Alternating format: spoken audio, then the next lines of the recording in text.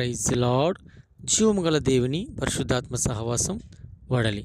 ఈరోజు వాగ్దానం మన కొరకు పరిశుద్ధ గ్రంథం నుండి నిర్గమకాండం 14వ అధ్యాయము 13వ చరణం. భయపడుకుడి, యెహోవా మీకు నేడు కలగజేయు రక్షణను మీరు ఓరక నిలుచుండి చూడుడి.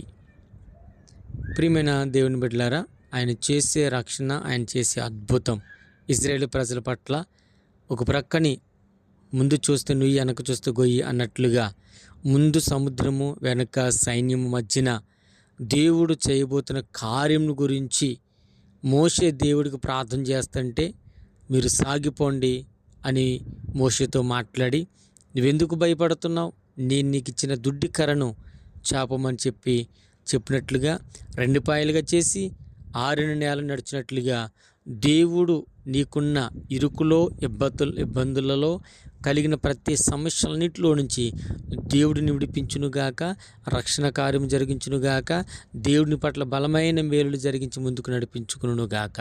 ఆమేన్. Praise lord. ప్రార్థన. మహాగుణుడ, మహోన్నతుడా, పరిశుద్ధుడా, ప్రేమగల తండ్రి, నీ పరిశుద్ధమైన నామను బట్టి నీకు వందనాలు, స్తోత్రాలు చెల్లిస్తున్నాం దేవా.